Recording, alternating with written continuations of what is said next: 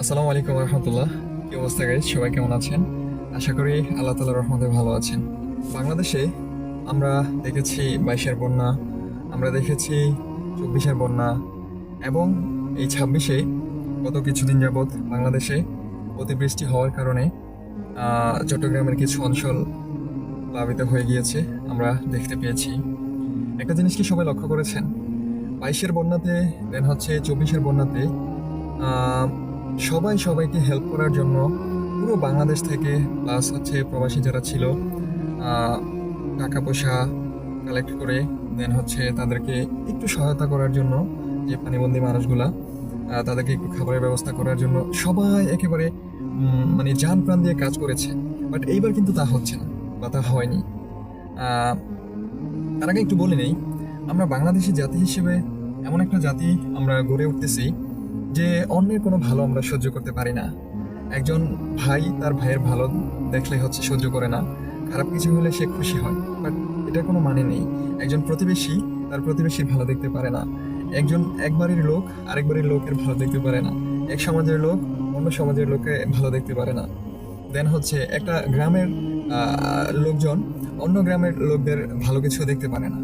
এরকম করতে করতে রাষ্ট্রীয় পর্যায়ে যদি বলি, একটা পলিটিক্যাল পার্টি অন্য একটা পলিটিক্যাল পার্টির ভালো কিছু কাজ দেখতে পারে না। তারা যদি ভুল কিছু করে তাহলে ওই বিপরীত পলিটিক্যাল যে পার্টি আছে তারা খুশি হয়, বাট সামগ্রিকভাবে কিন্তু আমাদের দেশের ক্ষতি হয়। সো এই যে বিষয়টা, আবার ভালো কিছু দেখলে হচ্ছে উৎসাহ প্রদান না করে তার কি ভুল ত্রুটি আছে সেই জিনিসগুলা ঘাটাঘাটি করার ট্রাই করে।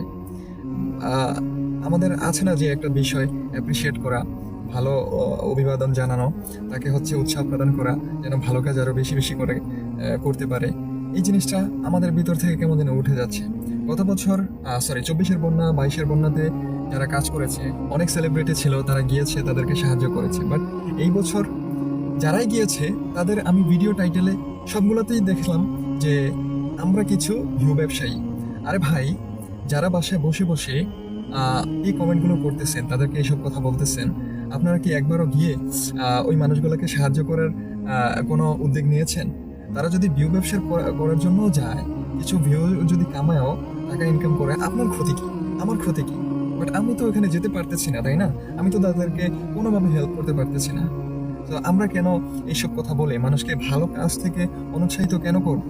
আজকে যাদের বিপদ আছে, যে অঞ্চলে বিপদ আছে, অন্য অঞ্চলে কি তাদের বিপদ হবে না? আপনারা যারা এই কথা বলতেছেন, আপনারা যে অঞ্চলে আছেন, আপনাদের উপরে কি এরকম বিপদ আসবে না? সো ওই সময় যদি তারা হচ্ছে আপনাদেরকে হেল্প করতে না যায়, সো তখন আপনার কি অবস্থা হবে? তাদের ভালো কাজগুলোকে অ্যাপ্রিসিয়েট না করে তাদেরকে এই যে ভয় ঢুকিয়ে দেওয়া, সমালোচনার ভয়। সমালোচনা ব্যক্তিগতভাবে কেউ নিতে পারে না। একটা মানুষ কি বলে, মন থেকে চায় ভালো কাজ করার জন্য। এখন তাকে যদি আমরা অনুৎসাহিত করি, তাকে যদি আমরা কাজের অ্যাপ্রিসিয়েট না করি, উল্টো সমালোচনা করে তাকে ডিমোটিভেট করে ফেলে, সে তো যাবে না কাউকে হেল্প করতে। সো প্লিজ, আপনারা এইসব কাজ করবেন না। হয়তো এখন পানি আস্তে আস্তে নেমে যাচ্ছে, সবকিছু ক্লিয়ার হচ্ছে। তো বন্যার পরে পুরো এলাকা একেবারে নষ্ট হয়ে যায়।